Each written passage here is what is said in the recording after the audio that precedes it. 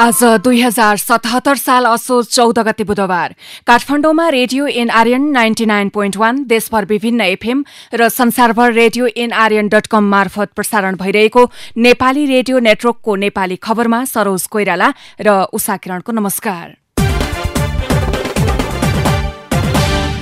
खोप ल्याउने र निशुल्क वितरण गर्ने आधारभूत जिम्मेवारीबाट पछि हट्यो सरकार। नेपाली निजी कम्पनीलाई 2.5 करोड़ खोप दिन रूस सहमत।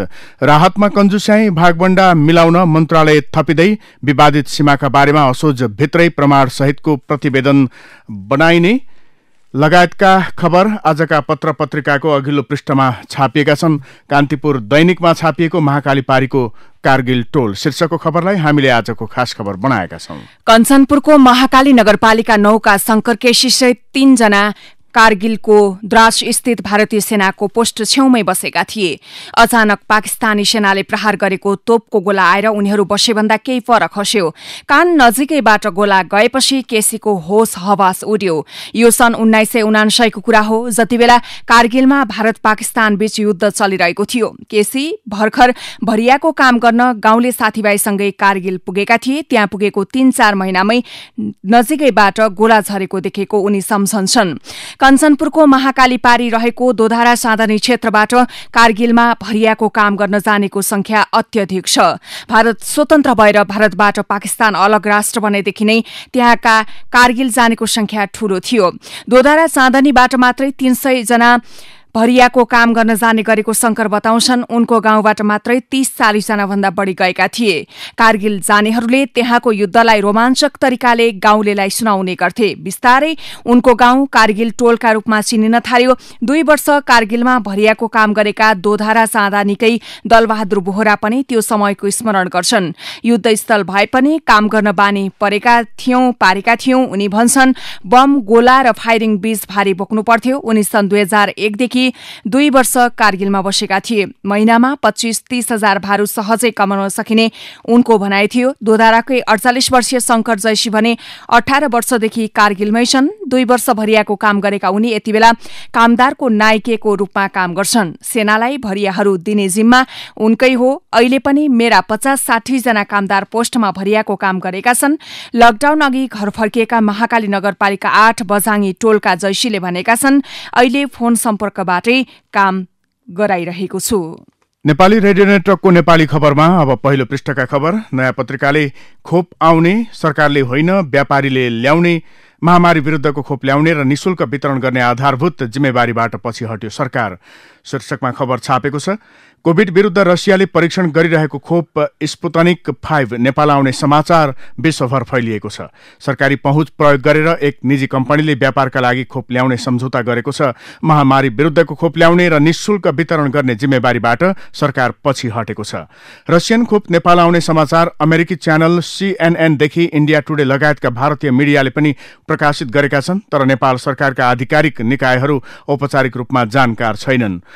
स्पुतनिक 5 को प्रवर्धनमा काठमाडौँ स्थित रसियन राजदूत एलेक्सेई नोभिकोभ सक्रिय थिए। यसबीचमा उनले मन्त्रीदेखि राष्ट्रिय सभाका अध्यक्षसम्मलाई भेटेका थिए। तर निजी कम्पनीलाई अघि सारेर सरकार खोप ल्याउने जिम्मेवारीबाट पछि हटेको छ, जबकि महामारी विरुद्धको खोप राज्यको आधारभूत दायित्व हो। नेपालमा खोप सप्लाई गर्ने the Russian direct investment and सरकारी कोष हो। तर यता निजी कम्पनीले सम्झौता गरेकोमा स्वास्थ्य मन्त्रालयका अधिकारीहरू पनि असन्तुष्ट छन्। स्पुतनिक 5 अन्तिम परीक्षणमा छ, प्रमाणित हुन बाँकी नै छ। स्वास्थ्यका एक अधिकारीले भने त्यो काम नलाग्ने खोप हो भने निजीलाई पनि ल्याउन दिन मिल्दैन। काम लाग्ने हो भने सरकारले ल्याउनुपर्छ। दादुरा पोलियो लगायतका खोप निशुल्क दिने देशमा कोभिडको खोप किन्नुपर्ने किन? उताको सरकारी कोषबाट ल्याउने खोप यताको निजी कम्पनीबाट बिक्री गर्ने तयारी छ। यो खोपको बिक्री वितरणमा सरकार पर्दा पछाडि बसेको छ भन्दै खोप आउने सरकारले होइन व्यापारीले ल्याउने नयाँ पत्रिकाले खबर छापेको छ। यसैगरी 2.5 करोड़ डोज खोप दिन रूस सहमत शीर्षकमा नागरिक दैनिक खबर लेख्छ। रूसले नेपाललाई 2 करोड़ 50 लाख मात्रा डोज कोरोना खोप उपलब्ध गराउने भएको छ।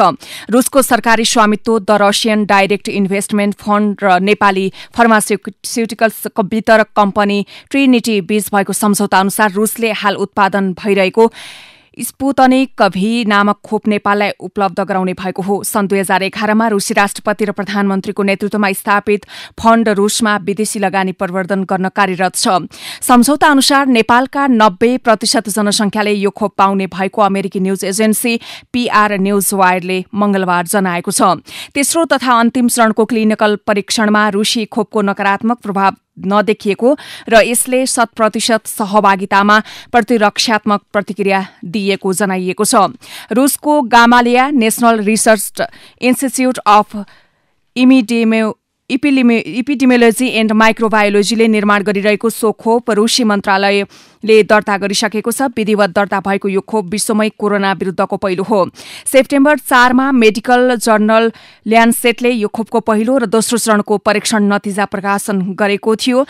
जर्नलले परीक्षणमा सहभागीमा कुनै किसिमको गम्भीर नकारात्मक प्रभाव नदेखिएको र 100% सहभागी स्थिर प्रतिरक्षा प्रणाली विकास भएको जनाएको थियो।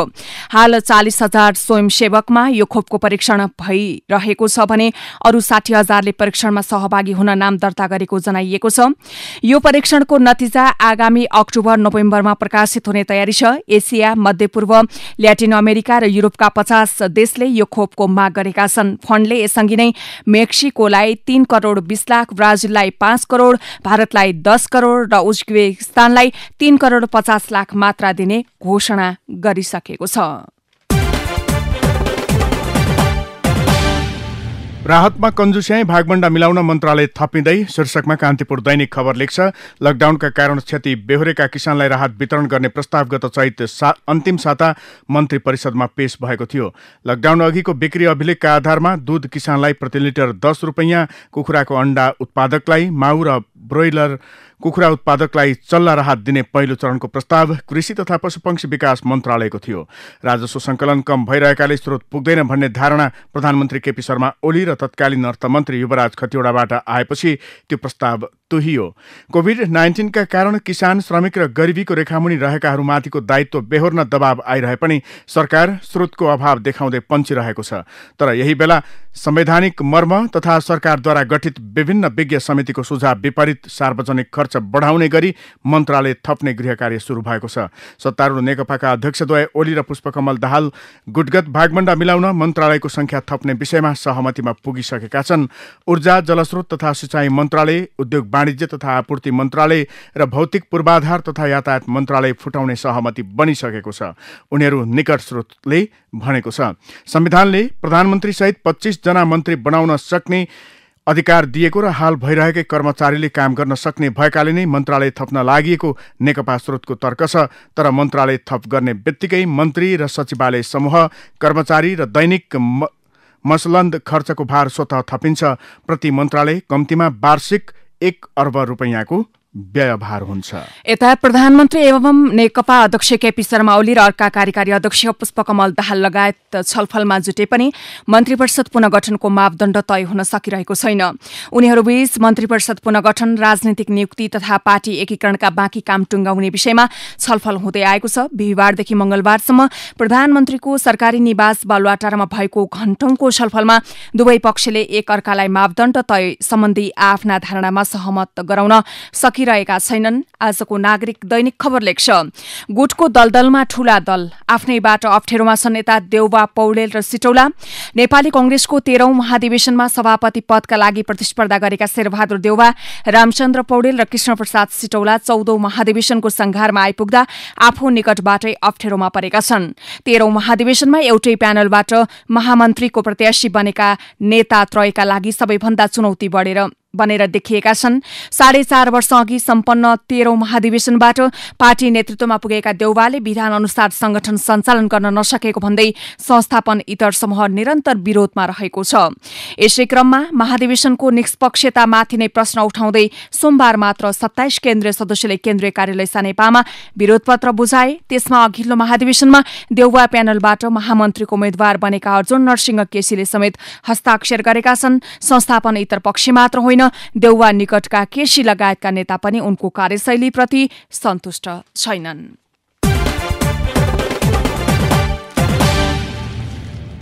बझाङको मस्टा गाउँपालिका 2 खिकालाकी 12 वर्षीय बालिका सम्झना कामीको शव असोज 7 गते स्थानीय शिव मन्दिर नजिकै फेला पर्यो। सप्तरीको डाक्नेश्वरी नगरपालिका 7 की 17 वर्षीय सङ्गीता मण्डलमाथि गत भदौ 9 गते सामूहिक बलात्कार भयो। धनुषाको सबैला नगरपालिका 12 रघुनाथपुरकी 15 वर्षीय किशोरी गत भदौ 1 मा धनुषा धामको 900 बिघा स्थित दिदीको घरबाट फर्किने क्रममा धर्मपुरमा युवाको समूहबाट बलात्कृत भइन्। बर्दियाको राजापुर नगरपालिकाकी विवाहित युवतीले आफूलाई बलात्कार र आफ्नै बहिनीलाई यौन दुर्व्यवहार गरेको आरोप लगाउँदै कैलाली स्थित नेपाल भारत सीमा क्षेत्र श्रीलङ्का गाउँमा तैनात सशस्त्र प्रहरी जवान विरुद्ध आइतबार स्थानीय वडा कार्यालयमा उजुरी दिन्। कान्तिपुर दैनिक खबर लेख्छ, यी 4वटै अपराध पछिल्लो समय चर्चामा आएका घटना हुन्। बझाङको हत्या घटनाले 2075 साउन 10 गते कञ्चनपुरकी 13 वर्षीय किशोरी निर्मला पन्तको बलात्कारपछि भएकै हत्याको झल्को दिएको छ। सतहमा आएका बाहेक पनि बलात्कारका घटना दिनहुँ जसो भइरहेको प्रहरीले जनाएको छ। अधिकांश घटना चिने जानेकै व्यक्तिबाट हुने गरेको पाइएको छ। दिनहुँ 7 जनाको बलात्कार, चैत यता 1221 बलात्कृत। कान्तिपुर दैनिकले खबर लेखेको हो। यसैगरी राजधानी दैनिकले आफन्त र चिने जानेका व्यक्तिबाटै महिला असुरक्षित भन्दै खबर लेख्छ। बलात्कार तथा जबरजस्ती करणेका घटनामा घरभित्रकै हाडनाता पर्ने व्यक्ति, आफन्तदेखि छिमेकी र चिने जानेका व्यक्ति नै बढी संलग्न हुने गरेको पाइएको छ। नेपाल प्रहरीले पीडित र पीडकका नाताका आधारमा तयार गरेको एक तथ्याङ्कले हजुरबुबादेखि बुबा, झट्केलो बुबा, ससुरा, काका, मामा, ठूलो बुबा, चिने जानेका व्यक्ति र छिमेकी सहित पारापाचुके भइसकेका श्रीमान र चिन्दै नचिनेका व्यक्तिबाट समेत महिलाहरू असुरक्षित रहेको देखाएको हो। आर्थिक वर्ष 2076-77 को तथ्याङ्क अनुसार सो आर्थिक वर्षमा देशभर 2449 वटा घटना भएकामा चिने जानेका व्यक्तिबाटै 915 अर्थात सबैभन्दा बढी बलात्कारका घटना भएको छ।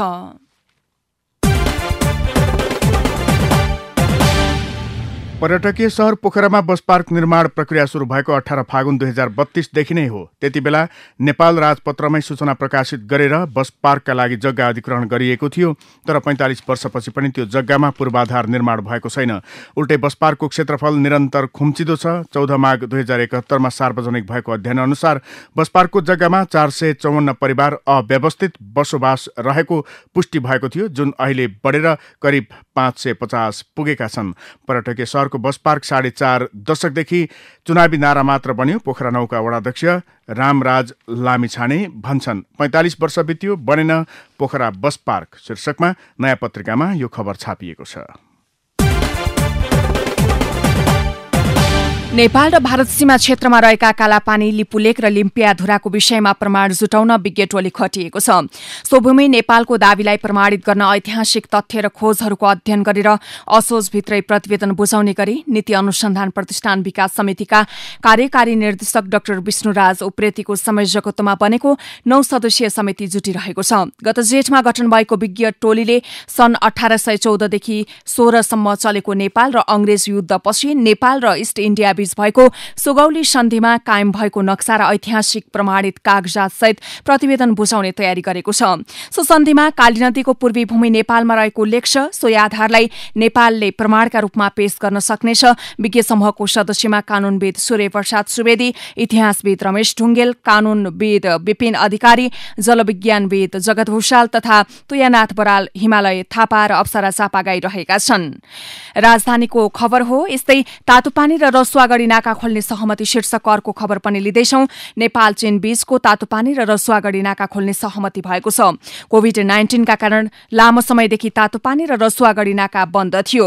कोभिडको संक्रमणबाट बस्ने सबै उपाय अपनाई तातोपानी र रसुवागढी नाका सुचारू गर्ने विषयमा नेपाल र चीन बीच सहमति भएको छ। मंगलबार बसेको नेपाल चीन व्यापार संयुक्त कार्यदलको पहिलो बैठकमा सो सहमति भएको हो। अनलाइन माध्यमबाट नेपाल चीन व्यापार संयुक्त कार्यदलको पहिलो बैठक भएको थियो। सो बैठकमा नेपाल तर्फबाट उद्योग वाणिज्य तथा आपूर्ति मन्त्रालयका सहसचिव एवं नेपाल चीन व्यापारको संयुक्त कार्यदलका संयोजक प्रकाश दाहालले नेतृत्व गरेका थिए। चिकित्सा शिक्षा सुधार अभियन्ता डाक्टर गोविन्द केसीसँग विगतमा गरेका सम्झौता कार्यान्वयन नगरेर सरकारले उनलाई फेरि अनसन बस्न बाध्य पारेको छ। एकै किसिमका माग राखेर उनी अनसन बसेको यो 19औं पटक हो। उनी अनसन बसेको मंगलबार 16 दिन पुगेको छ। स्वास्थ्य शिक्षा र सेवामा सुधार तथा नागरिकको सहज पहुँच हुनुपर्ने माग राखेर पटक पटक अनसन बस्दा पनि सरकारले चासो नदिनु, उनीसँग गरेका सम्झौता सहमति कार्यान्वयन नगर्नु विडम्बनाको विषय बनेको छ। 5 बुँदे माग राखेर कर्णाली प्रदेशको जुम्लाबाट भदौ 29 गतेदेखि 19औं पटकको सत्याग्रह बसेका केसीलाई सरकारले 9 दिनमा काठमाडौँ ल्याएपछि माग सम्बोधन गर्नेतर्फ चासो नदेखाएपछि चौतर्फी आलोचना सुरु भएको छ। सत्याग्रही सैयामा सरकार रमिते नागरिक दैनिकले खबर छापेको हो। अब भित्री पृष्ठका खबरहरू। शुक्रराज सरुवा रोग अस्पतालमा कोरोनाको लक्षण भएका वा नभएका दुवै थरी मानिसको भीड़ लागेको हुन्छ।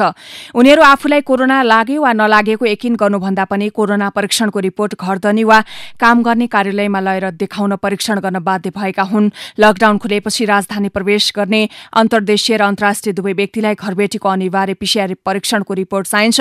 यी दुवै ठाउँमा परीक्षणको माग भएपछि शुक्रराज सरुवा रोग अस्पतालमा दैनिक 5 देखि 600 जनाको लाइन हुन्छ। यी सबैलाई अस्पतालले एकै दिन व्यवस्थापन गर्न सक्दैन। माग हुँदैमा सबैको परीक्षण गर्ने नीति सरकारको छैन। सरकारको कोरोना परीक्षण निर्देशिका अनुसार जोखिम स्थलबाट आएका संक्रमित व्यक्तिको सम्पर्कमा आएका र कोरोनाको कुनै लक्षण देखिएमा मात्र पीसीआर परीक्षण गर्ने नियम छ। टेकु अस्पतालमा पुग्ने सबै यो नियमभित्र पर्दैनन्, तर पीसीआर परीक्षण नगरी जानै मान्दैनन्। बझाङ चैनपुर स्थित जिल्ला प्रशासन कार्यालयमा मंगलबार सर्वपक्षीय छलफल हुँदै थियो, जहाँ सम्झनाका हजुरबा गोरखबहादुर कामी पनि थिए।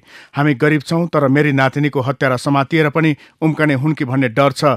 जसरी हुन्छ न्याय दिनुहोस्। उनी हात जोडेर गुहार माग्दै थिए। भाव विभल बन्दै उनले भने, निर्मला पन्त बलात्कार र हत्याको घटनामा पनि दोषी उम्किए, सजाय पाएनन्। मेरी नातिनीको पनि त्यस्तै गुपचुप गरिदिन्छन् कि? गोरखबहादुरले आरणमा हात हतियार तिखारीको आम्दानीले परिवार पालिएको छ। सम्झना गोरख बहादुरकी सबैभन्दा ठूली नातिनी थिइन् र सबैभन्दा धेरै सहयोग गर्थिन्।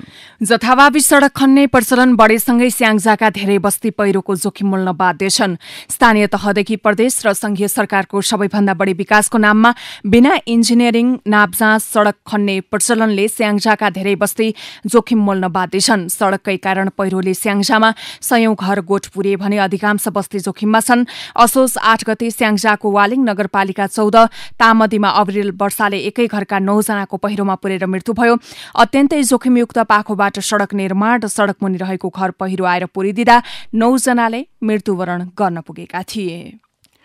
विश्वव्यापी रूपमा फैलिएको कोरोना भाइरस कोभिड-19 प्रभावको समयमा मिटर रिडिङ हुन नसकेका कारण नेपाल विद्युत प्राधिकरणका ग्राहकलाई जरिमाना नलाग्ने भएको छ। लकडाउनको समयमा प्राधिकरणका अधिकांश गृहस्थ र औद्योगिक ग्राहकको मिटर रिडिङ हुन नसकेका कारण मिटर रिडिङ नभएका विद्युतका ग्राहकलाई जरिमाना नलगाउन निर्देशन दिइएको हो। विश्वभर फैलिरहेको कोभिड-19 महामारीबाट जोगिन सरकारले लकडाउन गरेपछि देशको समग्र अर्थतन्त्र डामाडोल भइरहेको छ। लकडाउनले उद्योग धन्दा बन्द भए, व्यापार व्यवसाय चौपट भएको छ। अझ पर्यटन क्षेत्र सम्बद्ध होटल, रेस्टुरेन्ट, ट्राभल, ट्रेकिङ लगायतका व्यवसाय कहिले खुल्ने हो यकिन छैन। तर यही महामारीको समयमा कतिपय व्यवसाय भने गुल्जार भएका छन्। लकडाउन अघि सुस्ताइरहेका कतिपय व्यवसायले पनि लकडाउनको अवधिमा फस्टाउने मौका पाए। कोरोना भाइरसले देशको समग्र अर्थतन्त्र डामाडोल हुँदा पनि मास्क, स्यानिटाइजर, पीपीई, ज्वरो नाप्ने यन्त्र, smartphone, laptop, e commerce, internet, cycle, चप्पल लगायतको व्यापार भने राम्रै फस्टाएको छ। बैंक तथा वित्तीय संस्थाका सञ्चालकले व्यवस्थापनलाई हस्तक्षेप नगर्न राष्ट्र बैंकका गभर्नर महाप्रसाद अधिकारीले निर्देशन दिएका छन्। बैंक तथा वित्तीय संस्थाका अध्यक्षहरूसँगको छलफलमा मंगलबार गभर्नर अधिकारीले भने, सीईओलाई आकर्षक सुविधा दिनुभएको छ, अब जिम्मेवारी पनि अख्तियारी गर्नुहोस्। पछिल्ला केही वर्ष यता बैंकले क्षमताभन्दा पनि आफूले भनेको मान्ने मान्छेलाई प्रमुख कार्यकारी अधिकृत बनाउने चलन बढ्दो छ। कार्तिकदेखि विदेशी पर्यटकलाई अन अराइभल भिजा खुला गरेर सरकारले नेपालको पर्यटन क्षेत्र खुला गर्ने भएको छ। कोरोनाका कारण चैत 5 देखि बन्द गरिएको अनअराइभल भिजा खोल्ने निर्णय गरेसँगै विदेशी पर्यटकलाई नेपाल आउन सहज हुने भएको छ। तर नेपालभित्र नै पर्यटकले पीसीआर रिपोर्ट ल्याउनु पर्ने तथा 7 दिन क्वारेन्टिनमा बसेर पुनः पीसीआर परीक्षणपछि मात्रै घुमफिरमा निस्कन पाउनेछन्। व्यवसायीले भने बढीमा 3 दिन क्वारेन्टिनमा राख्दा पुग्ने बताएका छन्। नेपाल पर्यटन बोर्डले पनि क्वारेन्टिनको अवधि घटाउन पहल गरिरहेको बोर्डका प्रमुख कार्यकारी अधिकृत सीईओ धनञ्जय रेग्मीले बताएका छन्। अब विदेशका खबर। सन् 2020मा चीनको अर्थतन्त्र 2% बढ्ने प्रक्षेपण विश्व ब्याङ्कले सोमबार गरेको छ। जुनमा गरिएको प्रक्षेपणमा 1% वृद्धिको अनुमान गरिएको थियो। यो वृद्धि सरकारी खर्च, बलियो निर्यात र मार्चदेखि चीनमा कोभिड-19 संक्रमण नियन्त्रणमा रहनु लगायत विषयमा आधारित भएर गरिएको हो। उता कोरोना भाइरसको विश्वव्यापी महामारीका कारण पेरुको स्वास्थ्य प्रणाली नै जोखिममा रहेको स्वास्थ्य मन्त्री मिजार मज्जेतीले सोमबार चेतावनी दिएका छन्। पहिलो लहरको कोरोना भाइरस संक्रमण केही साम्य हुने क्रममा रहेको, तर 1 अक्टोबरदेखि पेरुमा सामाजिक तथा आर्थिक गतिविधि सुरु भएसँगै दोस्रो प्रकोपको जोखिम बढ्ने चेतावनी उनले दिएका हुन्। अब खेल सम्बन्धी प्रसङ्ग। सनराइजर्स हैदराबादले युएमा जारी 13औं संस्करणको इन्डियन प्रिमियर लिग आइपीएल टी20 क्रिकेटमा पहिलो जित निकालेको छ। अबुधाबीमा गैराती भएको खेलमा दिल्ली क्यापिटल्सलाई 15 रनले पराजित गर्दै हैदराबादले पहिलो जित निकालेको हो। शेख जायद स्टेडियममा हैदराबादले दिएको 163 रनको लक्ष्य पछाएको दिल्लीले 20 ओभरमा 7 विकेट गुमाएर 147 रन मात्र बनाउन सक्यो। दिल्लीका शिखर धवनले 34 तथा ऋषभ पन्तले 32 रन बनाए। सिमरट हिटमायरले 21 रन जोड्दा कप्तान श्रेयस आयरले 17 रन बनाए। कागिसो रावाडा 15 रनमा अभिजित रहे। दिल्लीलाई सस्तैमा समेट्न राशिद खानले 3 विकेट लिए भने भुवनेश्वर कुमारले 2 विकेट झारेका थिए। यसअघि टस हारेर पहिले ब्याटिङ गरेको हैदराबादले 20 ओभरमा 4 विकेट गुमाएर 162 रन बनाएको थियो। दिल्लीका अमित मिश्रा र कागोशी राबाडोले 2-2 विकेट लिएका थिए। जितसँगै हैदराबादले 3 खेलमा 2 अङ्क जोडेको छ। 6औं स्थानमा रहेको हैदराबाद अघिल्ला 2 खेलमा पराजित भएको थियो। नेपाली लेग स्पिनर सन्दीप लामिछाने आबद्ध दिल्लीको यो पहिलो हार हो, तर 3 खेलमा सन्दीपले मौका पाएका छैनन्। दोस्रो स्थानमा रहेको दिल्लीले 3 खेलमा 4 अङ्क जोडेको छ। अब कला र साहित्यका खबर। कोरोना भाइरसको संक्रमण रोक्न लकडाउन र निषेधाज्ञा गरियो। हात धुन, मास्क लगाउन र सामाजिक दूरी कायम गर्न सिकाइयो, तर संक्रमणको दर घटेको होइन। समाज जे भोग्दैछ, सर्जक तिनलाई गीत सङ्गीतमा पनि पस्किँदैछन्। लोक भाका टिप्ने कलाकार पुरुषोत्तम न्यौपानेदेखि आधुनिक गीतलाई फ्युजन गराउने दीपक बज्राचार्यसम्म आफ्ना गीतमा कोरोना कालमा अपनाउनु पर्ने सचेतना पस्किरहेका छन्। अब सम्पादकीय विचारको पालो भएको छ। एसिड आक्रमण विरुद्ध अध्यादेश शीर्षकमा नागरिक दैनिक सम्पादकीय विचार लेख्छ। एसिडको किनबेच आदिमा कानूनी प्रावधानको पालना अत्यावश्यक छ। कुनै कानून निर्माण गरेर मात्र पुग्दैन, त्यसको कार्यान्वयनमा गम्भीरता महत्वपूर्ण हुन्छ। कसैले एसिड प्रहार गरिसकेपछि कानूनी कारवाही गर्नु त छँदैछ, त्यो भन्दा पहिले त्यस्ता घटना हुन नदिन पर्याप्त सावधानी आवश्यक छ। पुरुषले महिलालाई मात्र होइन, महिलाले समेत पुरुषलाई एसिड आक्रमण गरेका घटना यसबीच भएका छन्। कोही व्यक्तिलाई एसिड हानेर जीवन मरणको दोसाँधमा पुर्याउने उद्देश्य आक्रमणकारीको हुने रहेछ भन्ने देखिएको छ। त्यसकारण सकेसम्म बदला लिन यस्ता वस्तुको उपयोग गर्नुहुन्न भन्ने सामाजिक चेतना आवश्यक छ। प्रत्येक वर्ष भदौ 25 गते मनाउने योजना गरिएको एसिड आक्रमण विरुद्धको जागरण दिवसले यो चेतनामा इट्टा थप्ने विश्वास लिन सकिन्छ। संविधानमा लैङ्गिक विभेदको अन्त्य गर्दै राज्यका सबै निकायमा महिलाको समानुपातिक समावेशी सिद्धान्तका आधारमा सहभागिता हुने व्यवस्था छ, तर राजनीतिक दल एवं सरकारले त्यसको कार्यान्वयन गर्न सकेका छैनन्। त्यसैले राज्यको हरेक निकायको नेतृत्व तहमा 33% महिलाको प्रतिनिधित्व गराउँदै 50% को लक्ष्य राखी अगाडि बढ्नुपर्छ। कान्तिपुर दैनिकमा डिला सङ्ग्रौलाको विचार छापिएको हो, कङ्ग्रेसमा महिला शीर्षकमा। हवस् त अहिलेको लागि नेपाली खबर यति नै। नेपाली रेडियो नेटवर्कमा यसपछि पत्रकार ऋषि धमलाको साथमा नेपाली बहस सुन्न सक्नुहुनेछ। नेपाली रेडियो नेटवर्क सुन्दै गर्नुहोला।